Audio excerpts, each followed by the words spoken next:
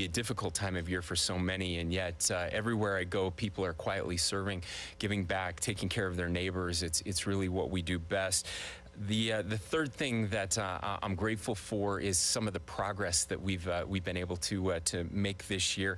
There's been some difficulties for sure in our state, but some positive things as well. We were named the best state in the nation again for the third year in a row, something that's never happened before by U.S. News and World Report. Great things are happening on the energy front. We're starting to make progress on the housing front. We still have a long ways to go there, but we're dedicated to saving the Great Salt Lake. So many people are coming together to make it possible to be the first great saline lake on Earth to be saved. Something that I know we can do as we work together.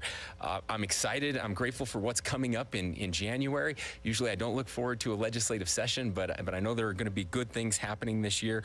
We're going to be working more on housing, protecting our kids from social media and the harms there. A major literacy initiative that we'll be talking more about in the coming weeks, and AI preparedness and reform. There's so much that we can solve, so many problems we can solve together. And so I want to thank all of you for being here as well. I'm grateful for the media who come and ask the hard questions, and I'm grateful for what you do to share accurate information with the people of Utah. It's hard to find trusted and accurate information, and even when you write things that I don't like about me, I still appreciate you. And so with that, let's go ahead and jump into the hard questions. Special session. We'll go here and then here. I promise I'll get to both of you. Please, there's a special session that the legislature called this morning, once again addressing redistricting. They say that you are supportive of this. What do you expect to be on the call, and what do you want to see the legislature accomplish in response to this ruling? Yeah, so for sure. So just to clarify, I will be calling the special session, not the legislature, even though they have the ability to do that. They'd asked me if I'd be willing to call that session, and I said that I would. We're still working through the details of what will be on that call, and so there will be more information over the next couple of weeks as we get closer to what that looks like. But what do you want to see them address in response to this ruling? Sure. Well, I said from the very beginning that it's important to appeal that decision. And look, this is a really tough one, and I know everyone has strong feelings about this and about what should be done and how it should be done, and there's right way to do things, and there's inappropriate ways to do things, and I hope we're doing this the right way. I know a lot of people are upset at the judge's decision. I think it was a wrong decision, and what you do when you get a decision that you disagree with is you appeal that decision, and that's exactly what we're going to do. You don't threaten the judge. That's completely inappropriate, and there is no room for violence or threats of violence in politics or in judicial rulings. I want to be very clear about that. You don't disobey judicial orders. That's not something that our administration will ever do. I know people wanted the lieutenant governor not to follow the judge's orders. Like that's not a thing. We don't do that. We follow the constitutional order. People want the legislature to do things that would potentially not be appropriate. And so I'm really grateful for the legislature, and I'm grateful for the work they're doing. I think it's important to appeal this decision. Hopeful that we can that we'll get a different or better ruling from the Supreme Court, and so we'll work through that process with them. They are an independent branch of government, and they get to express via resolution or law how they want to be represented, and of course I'll leave that up to them when they're ready to share what they want to do in that special session. Governor, to Ben's question about what do you want to see in the special session, I know no one's really telling us, and we'll work out all the details, but I have obtained a grandma request from some communications with county clerks, and it appears that the legislature is discussing pushing back the filing deadline and potentially changing signature thresholds. You've got to lower the thresholds because you're going to butt up against county conventions and things like that. So which of those plans, I think there's 3 different plans that they talked about, do you support in terms of, do you want to push back the filing deadline? What do you see as the problem? Is there issue with confusion for voters, for candidates? Do you do it just for congressional candidates? How do you see that? So all of those things are being discussed right now, Lindsay. I would say, I think there's less discussion about the signature piece and changing those thresholds. It's just trying to figure out how we can make it all work under the deadlines, and that's been one of my concerns from the very beginning. I've expressed that because of the deadlines, we just don't have a lot of room to move on this and to be able to file an appeal to move that process forward. So we're looking at those deadlines and what it means. Really, it's more just you kind of have to back up. So you have an election in November, right? We know that's set. There are deadlines you have to make to reach that, and so you just keep working backwards. And so what's the latest possible date that you could get a ruling from the Supreme Court and still be able to implement maps? If there's a change in maps, if the Supreme Court was to go back to map C, then you would need 50 days to get that implemented, right? So there's a whole bunch of variables there. And that's what the attorneys are looking at now. That's why we don't have any additional information on what that might look like. If we could do it without moving any deadlines, that would be the preference. Are you considering pushing the primary? Again, I don't know that that's an option. Well, I guess it is an option, but it's not something anybody's really excited about. Is moving those dates. So that's what they were doing. I think in probably the grandma request that you got. I think they were just trying to figure out what the options are, so that they can have those discussions. But there's been no decision made on moving anything yet. Republican leadership has also suggested that they would like to see a constitutional amendment, looks to be exploring the limits of citizen initiatives and the powers that they have, especially as you consider these issues of constitutional authority. Do you support the idea of this constitutional amendment as they proposed it to you? Well, so again, I think it's going to be important to understand the details of what a constitutional amendment would look like, Ben. But I am very concerned about. So I think it's important to zoom back from redistricting, because these are, although they're related, they're actually different questions. The expansive ruling that came out from the Supreme Court, which was new and created this concept of a law passed by initiative that is almost quasi-constitutional, that stands above other laws, which has never been the understanding of the legislature or the executive branch. We've always operated under the understanding that any initiative passed is just like any other law, which means it can be amended by the legislature or by a future initiative, and then we have the referendum process, which means if you don't like a new law by the legislature, then you can repeal that, and that's been used multiple times. In fact, we have a referendum that just succeeded that will be on the ballot coming up in 28, unless something happens to that. What that ruling by the Supreme Court turned all of that on its head, and I have deep concerns about a state that is run via direct democracy. The founders had those same concerns. We've seen what's happened in places like California and Oregon, where you just see a constant round of initiatives, and it's truly. It's just not a great way to govern. Most states do not have an initiative process at all. We don't have one at the federal level. We have representative democracy for a reason, and I support, again, the initiative and referendum process within those limits. And so yes, I very much support a constitutional amendment that would make that clear, and we'll be working to see what that looks like, and this is just good governance. Again, completely putting aside anything related to redistricting. I'm less worried about redistricting than I am about that piece. Yes, Governor. Please. Multiple legal sources tell us that ICE operations in Utah have become more frequent and more aggressive, with more public arrests than before. We have seen it at least two in Salt Lake City International Airport. What is your position? And I have a follow-up after this. Well, my position hasn't changed at all. My position has always been that that laws are supposed to be followed. That we are, I believe, the most welcoming state in the country when it comes to people who are seeking a new life and who are coming here. But you also have to do it the right way, and that's really important. And so we've been very supportive of operations to enforce the law, and will continue to be. So also sources tell us that ICE supervisors here in Utah were replaced with CBP personnel recently. Do you know if this change actually happened, and what is your position as well? So I know that there was a change in leadership with ICE here. I don't know the details of where, kind of previous positions, but I know that that the sheriffs and our team are reaching out to ICE leadership to have those meetings and to get to know them better. So please, yeah. Thank you. Wendy.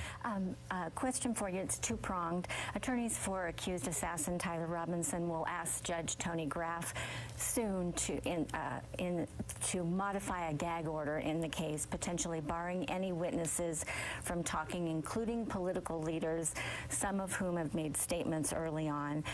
The recent filing says some of them are attorneys. My colleague Natalie Wattis asked you in September the following question, quote, "There's been some concerns raised about discussion of the Robinson case in national media. Are you concerned about prejudicing that case at all?"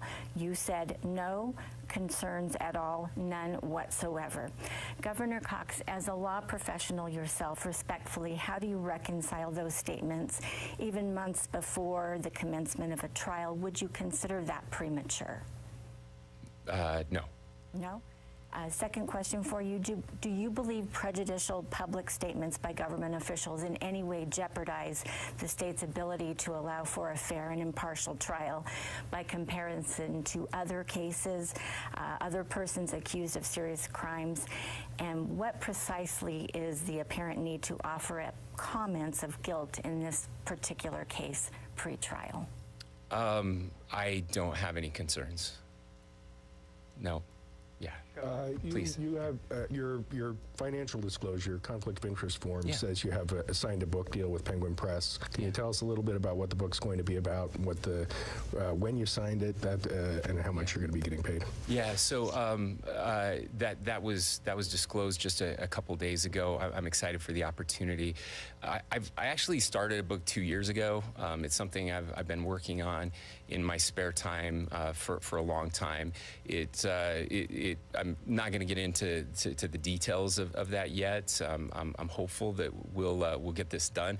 There's still a lot of work that needs to be done, and writing a book is really hard, but it's something I've wanted to do for a long time. And I don't think it will surprise you that it's about where we are as a country, and just my concerns around the polarization that we've been seeing, and how to do better at that. So that's probably all I can share right now, but I'm excited for the opportunity that I'll have to be able to share that to a broader audience.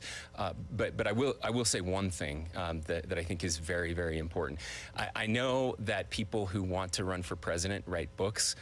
This is not that. Let me make it very clear. Not running for president, have no interest in running for president. If nominated, I will not serve, and if elected, or whatever it is the saying is. Yeah, no.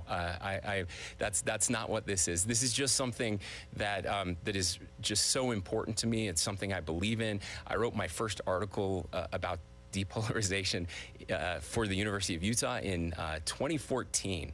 And I look back so fondly on 2014. Those were the good old days, and it didn't feel like it at the time. So. Kind of on that note, you had an interview with NPR where you said that you feel like Donald Trump has not unified the country the way you'd hope he had hope he would when you endorsed him in 2024.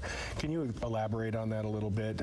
Talk about what you think needs to be done differently, or where you think he's fallen short. Yeah. Well, look, he would tell you that if he were standing here. Like he would tell you that's not what he's trying to accomplish. And again, he's done some incredible things, some things I love and truly believe in, and that's not been something that he's prioritized, and that's okay. Like this is something that's important to me. I realize it's not important to everybody, but I'm just going to keep sharing my message.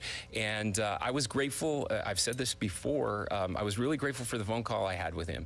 after the press conference after the Charlie Kirk assassination, where he thanked me for my message and said it was an important message, and that meant a lot to me. And I continue to have those conversations with him, and I'm grateful that we have a relationship where we can have those conversations. Governor, there's been a lot of pushback on the new Olympic logo, just in terms of the look, and also dropping Salt Lake City from the 2034 Olympics. Was that decision in any way political because of the state's tension with the city run by Democrats? Well, so I'll address those two separately. So let me start with the second part first, if that's okay. There was nothing political about it. There was no intention whatsoever to harm Salt Lake City in any way. In fact, the city will be able to use the logo with Salt Lake City underneath it, and that's really important.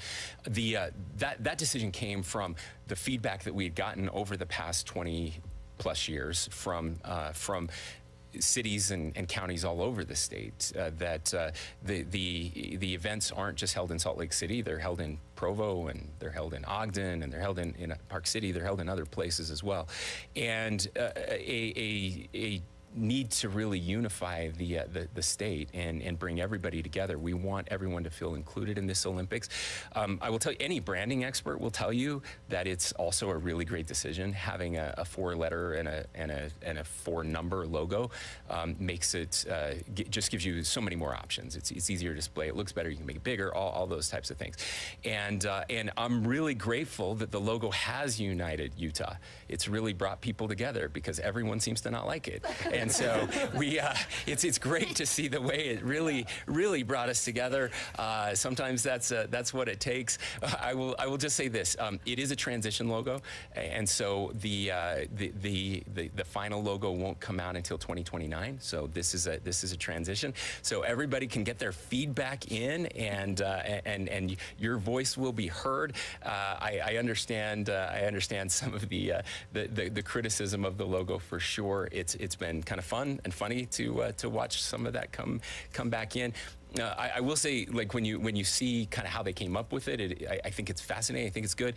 I love that it's got people talking. I mean, that's better than we could have done, Times New Roman and called it a day, and nobody would have said anything. But at least people are talking about the logo, and it's getting a lot of attention. So keep writing about it and keep sharing it. So what do you think about it?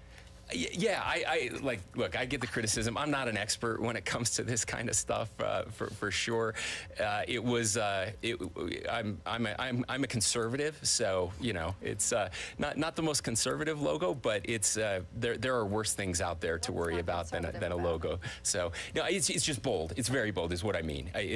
I'm not trying to make it like a right versus left thing. I mean, in just the traditional word conservative, that I'm a little old-fashioned, and it's certainly a bold logo, and that's great. I think bold is cool. I guess that's what the kids tell me anyway. So Governor, if I could go back to the courts for a moment. You've Sure. been a fierce defender of the judiciary in the past. Are you concerned at all of some of the trickle-down effects? We saw some shades of this last year with the legislature trying to involve itself a little bit more in the retention process of judges. Are you concerned at all of the ripple effects of Judge Gibson's decision on the greater judiciary?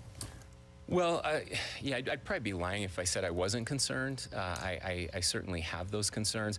I get attacked all the time because I believe in all 3 branches of government, and I defend all 3 branches of government. And so when there's something that's clearly within the judicial branch's authority, I defend it. And which again, redistricting is pretty clear in the Constitution. In Article 9 says that in very, very firm and clear language. And then I get criticized because I defend the courts and their ability. And you can criticize a judicial decision, which I have done, and still respect the role of the judiciary. And that's what I've tried to do throughout this process, and will continue to try to do. There is a balance that is important, and we should always be looking and checking at where we are in that balance, that constitutional. The constitutional rule of law that is so critical. Our system is very much like the federal system, and so I look to the federal system for that type of guidance and understanding. But the legislature plays a role in that balance, in being the voice of the people, and so the judiciary is not supposed to be the voice of the people. That's not their job, and so anytime I feel like there's a judicial decision that takes some of that power from either my branch or the legislative branch, I get deeply concerned. We'll work to try to right that balance.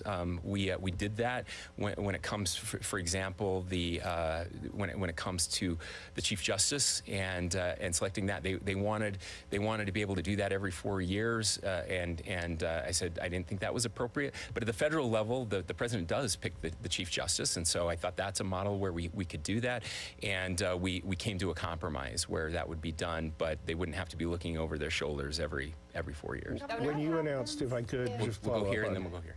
When you announced the nomination of Justice Nielsen, you were asked if you supported expanding the court to 7 justices. You said it was worth looking at. Have you looked at it? Have you come to a decision or a position on that? Yeah, I have, and it's something that I do support. But not just I support getting more resources to the court generally. So I think the Court of Appeals also needs to be expanded. Again, I think we're seeing the timelines and just the amount of litigation that we're seeing in the courts. I'd like to get more resources to our district court judges as well. I've seen their dockets; they're really backed up. We're not the state we were 40 years ago. We're not the state we were 20 years ago from a size perspective. And when you look across the country, I mean, there's a reason that most medium-sized states to larger states start to move to the 7 to 9 justice range. And so I think it probably makes sense at this time to expand from 5 to 7, and certainly to expand the Court of Appeals and see if we can't start moving so justice can move quicker through the system. I think that really matters. When President Biden, when there was talk of President Biden expanding the U.S. Supreme Court, though, there were accusations of court packing. Sure. Is this not court packing? Well, I mean, it's not for me. I mean, this is strictly based on the speed of the cases, and you can go map this out and look at the number of decisions over the past 10 years, and how difficult this has become for the court. It would also be weird to look at court packing when it's been Republican governors and Republican senators that have made all of the appointments, and I've never looked at it that way. So there is consternation among the Republican legislature and the court. That's fair. Yeah, there is. I didn't have that same consternation, and I think it's a good idea. On the nomination of Judge John Nielsen, he's described himself as a textualist, an originalist. How much did that factor into your consideration, and do you believe he was kind of going to help you in this redistricting case when it comes to interpreting the state constitution to say the legislature shall divide the districts? Well, look, I mean, I didn't pick him because of this case in any way. As I look at I also will just point out, back to the last question, that so there were 7 candidates that were sent to me. I don't get to choose those 7 candidates. There's a commission that picks them, sends them to me. 1 of them dropped out, so I only interviewed 6 of them. 5 of the 6 of them said their number 1 concern with the Supreme Court was the time it was taking to get decisions out. So this is not me. This is lots of people who believe this. But I'm a textualist and I'm an originalist, and I always have been, and so that's always important to me. And those are things I've looked at for every candidate that I've selected. Every candidate I've selected has told me that they're a textualist and originalist, not just Judge Nielsen. What do you think of his ties to the case, though, where he wrote an amicus brief on behalf of his law firm? Yeah, I don't make anything of his ties to the case. He has ties to lots of cases. Every single person I interviewed has ties to lots of cases that that's because they're the best attorneys in Utah, and you would expect nothing less. So, yeah, let's go here and then here, please. Yeah. Utah Valley University is adding 8 new police officers and 2 new security managers following the Charlie Kirk shooting. But even with those additions, experts are saying that police staffing will still be quite low compared to other schools of its size in different states. So what do you think about these changes, and is there anything that you'll push to do, such as urging the state to free up funds for the public universities to further expand their police forces? Yeah, we're having that conversation with the Department of Public Safety and all of our colleges and universities. We want our students to be safe. I've got kids on college campuses right now. It's important to all of us. Public safety is paramount. That's what we're supposed to do as government. I haven't seen the feedback that even with those numbers it may be understaffed. I will say that while UVU is the largest university in the state, there are also some differences. The campus is much more compact than most other campuses in the state, so I think that's a factor that would go into that. But I'm going to leave that to the experts, other than to say yes, we want to make sure that we have the funding necessary to keep our kids safe on campuses. And that's all the time we have for the television broadcast. Thank you for joining us for the Governor's Monthly News Conference. And Governor, I'm going to get really quickly to, we have a student here from Judge Memorial High School sitting behind me, Maddie Strag, who's a senior here for the PBS NewsHour Student Reporting Labs. Maddie, go ahead and ask your question. Hi, thank you so much. My school and now others have put together food pantries to help their students and families. What policies might you and the legislator put in place to lessen the need for people to rely on food pantries for their meals, especially in the event of another government shutdown? What would we do to support those families? No, thank you, Maddie, and thanks for the question. Congratulations on being here. It's great to meet you. I appreciate what we're doing in many of our high security. I would just know we ended up through the shutdown. We were able to put $1.5 million into food banks all across the state. We had 4 approved for if it kept going. We were able to get 1.5 of that out, and hopefully it's making a difference.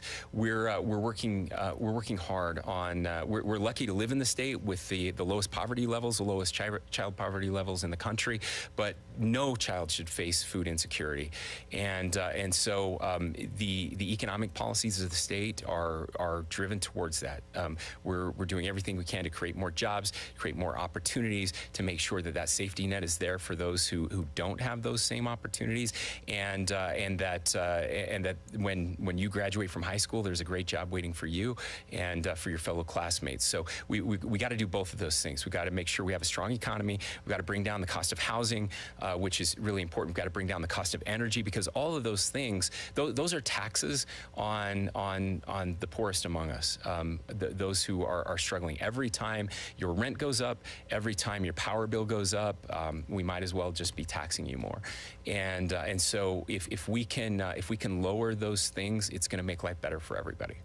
Thank you. Yeah, Veronica, sorry.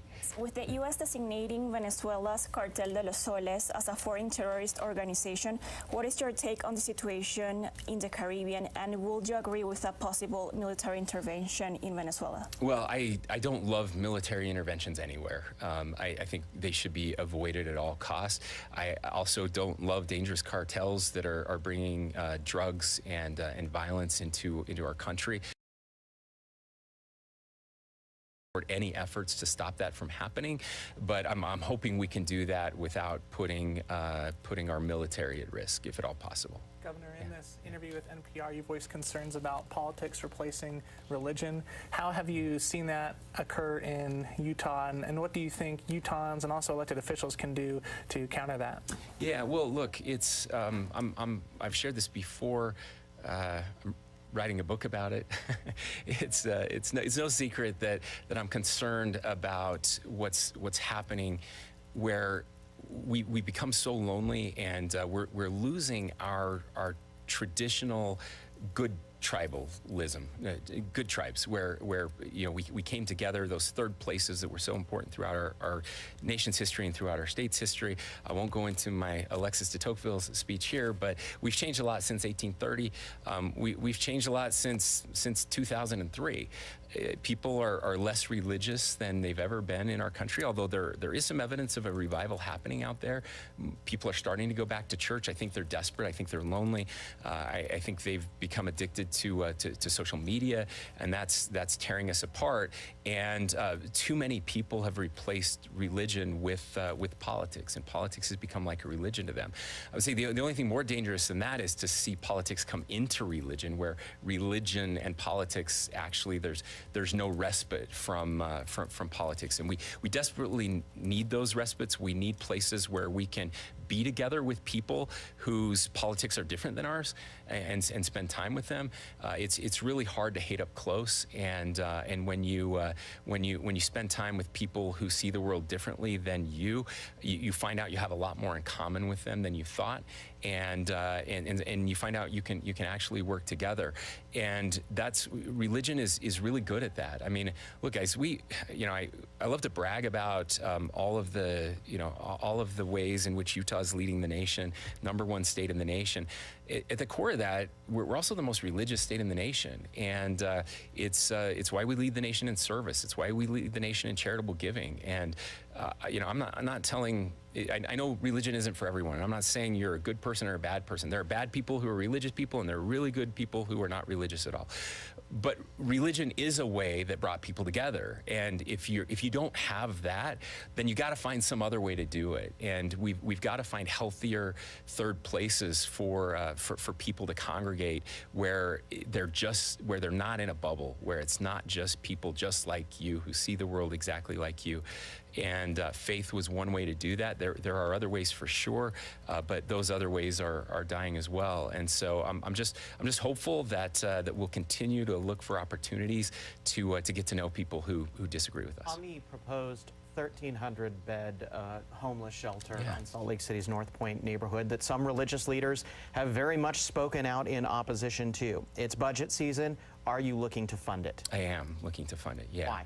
Well, because it's critical. It's important to everything that we're trying to accomplish. Again, we've seen what doesn't work, and what doesn't work is just letting people kill themselves slowly on our streets, and making our streets and parks unsafe for people and for families. It's just you can't run a society like that. It just doesn't work, and so we have to get people help. And I just want to make it very clear that being homeless is not a crime at all, but crime is crime. And we have to hold people who commit crime accountable, whether they have a home or not, and we have to get them treatment. And that's what we're trying to do. It's trying to help people. It's the most compassionate way that we can serve and give back. And we've got to have a place to do that. And that's what we're looking. Are you satisfied with the idea of this involuntary commitment provision that's being floated by some of the advocacy groups? There has to be some sort of ability to have people not sleeping on the streets. Like you can't do that. We have a place for you, and you have to be willing to do that. Now, involuntary commitment is something that we have. It's been on the books for a long time, and it should be used sparingly. It should be used when someone is a danger to themselves or to society. And we have to be able to use those tools to protect people from themselves and from others in those cases where they are struggling either with addiction or a psychotic episode, and giving them an opportunity to get that out of their system, especially if it's drug induced. It used to just be alcohol. Look, when these laws came into effect, alcohol was kind of the thing that we were most worried about. And you could sober up in 24 hours or 48 hours. If you have fentanyl in your system or meth in your system, and you've had it in there for a long time, 24 hours doesn't do anything. And if we can get people to a point where that's out of their system, then they can make rational decisions, and they can actually choose to get the help that we will be providing. That's the plan. So, the legislature decides to use funds from the opioid settlement fund to help fund this campus. How would you like to see those funds deployed, and what guardrails, if any, would you like to have in place to make sure that money is supporting the mission of the homeless center and not other parts of the process? Yeah, well, look, we're still having those discussions about how that money will be used, but certainly it has to be used in some way that supports us trying to solve the drug crisis that was created by those opioid companies who who dispensed these medications in ways that were just horrible and unethical and you know, evil, that has caused so much heartbreak and addiction. So many people who are suffering from homelessness now are people who had a knee surgery and got addicted because they were overprescribed, and now they've lost everything, and so yeah, we want those funds to be used in a way that actually help get people back on their feet, and we'll work with the legislature to make that happen. Robert, and then. Do you believe that prosecutors in Salt Lake County are doing enough to prosecute fentanyl dealers when there is an overdose death involved? Well, I haven't. It's been a while since I've looked at the numbers, but I hope they certainly are.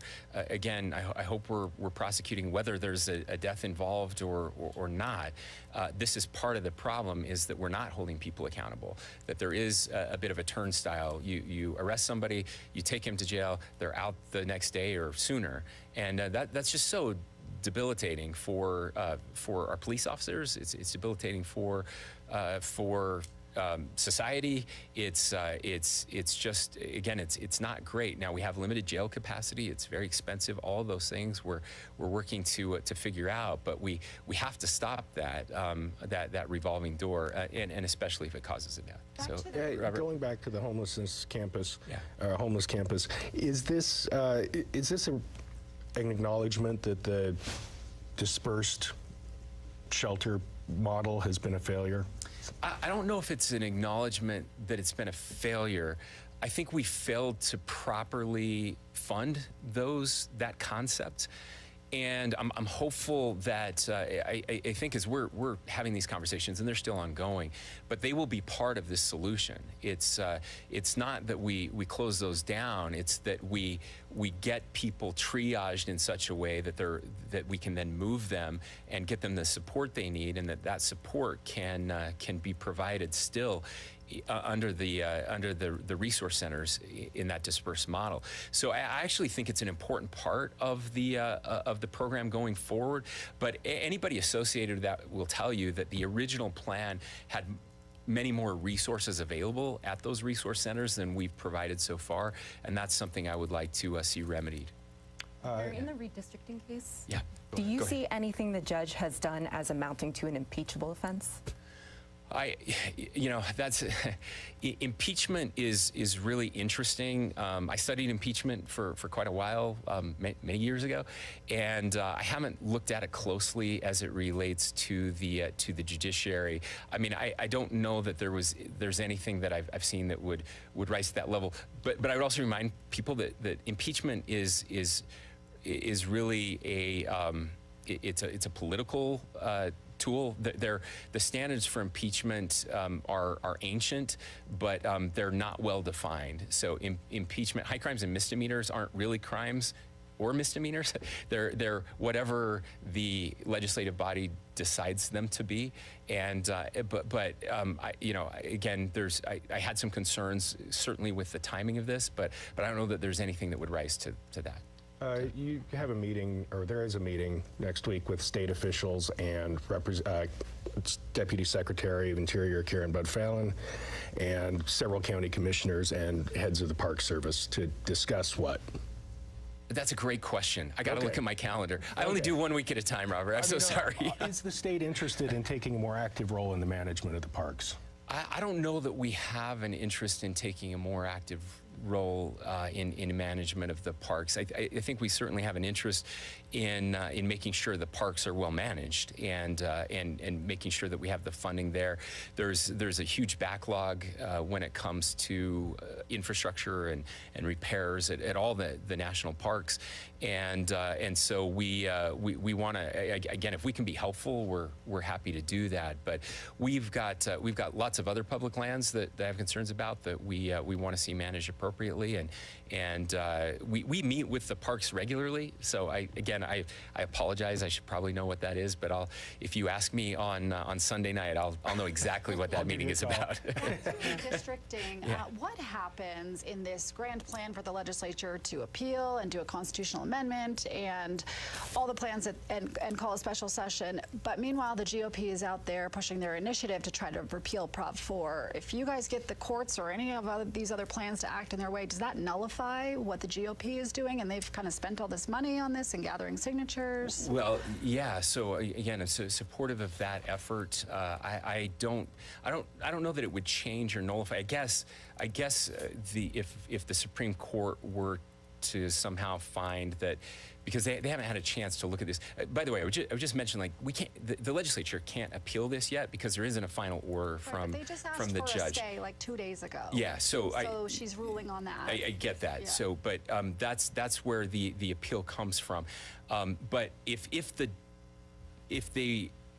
Supreme Court, sorry, I'm just thinking through this on the fly. If the Supreme Court were to say that they find that Prop 4 was still unconstitutional in some way, but they've kind of already ruled on that. So I don't see that there's anything that would change the Prop 4 piece. They could maybe say the judge chose the wrong map, or the process for choosing the map was wrong. I think there's a lot of different things that the Supreme Court should do differently. I don't know that they would change that ruling. If they did, though, that would nullify what the GOP is doing. But I think it's important that they're out there, they're gathering signatures, that people are understanding the concerns that they may have with Prop 4. Look, I've talked to lots of people that supported Prop 4, and this is not what they thought they were getting. This is not what they thought they were getting at all. I mean, if you want a lesson in political incentives, just watch what's happening in that race. I mean, Ben McAdams, in the matter of a week, is running a completely different campaign than he's ever run before. I got whiplash watching him jolt from kind of a moderate to Mamdani land. It's been fascinating to watch, and you see the candidates trying to. It's wild. So yeah, I don't think this is what when people voted. Remember, by less than 1% to pass Prop 4, 50.06 or whatever the number was. I don't know, something like that. There were a few people who probably wanted this, but this was not it. What you ended up with now is some of the most extreme. The extreme districts anywhere, and that's I don't think the vast majority of Utahns are going to enjoy that campaign, and I think it's going to be a lot easier to get the votes necessary to overturn Prop 4. But is that true in the inverse then with the now rural districts too? Partisanship, hyper-partisanship. Yeah, I think it works everywhere. Yeah. What should have been the remedy here? Because your side is saying, the judge does not have the authority to pick a plaintiff's map. She should have just kicked it back to us, but there wasn't enough time because of how long she took for the ruling. I mean, if she can just kick it back to you guys forever, you can forever not pass a map that complies with Prop 4, and we're in this cycle forever. And by you guys, you mean the legislature? Sorry, yeah. I just meant your side of the aisle. Forgive me. Yeah, but I mean, what is the remedy? Yeah, look, and again, therein lies you answer the question with your question, and that is that we thought we were getting a ruling in June, and all of this would have played out very differently if we'd gotten a ruling in June. We didn't. We got one in October, and that's where my biggest criticism comes from. So again, I think Map C made sense. I think I was stunned at how hard the legislature worked to follow Prop 4 to come up with Map C. I didn't know that they could do it, and they did it, and that got rejected. And I think that the map that was chosen is as gerrymandered as anything I've seen. And you can pretend like you didn't look at partisan data when you drew that map. You don't have to look at partisan data to draw that map. I could draw that map blindfolded and get you in a D+20 district. Like it's this kind of kabuki theater that everyone is doing, and we've led to this outcome. And so again, there is a process for this. The process is to appeal, and that's the direction we're going. It's Governor. budget That's gonna be season. it. Sorry, we're going to wrap right there. Thank you, Governor. Thanks, everyone. Again, I just want to wish you a very, very happy Thanksgiving. Try to enjoy some turkey and some food. Try not to talk politics during Thanksgiving. I promise you, it will make your dinner better for everyone involved. And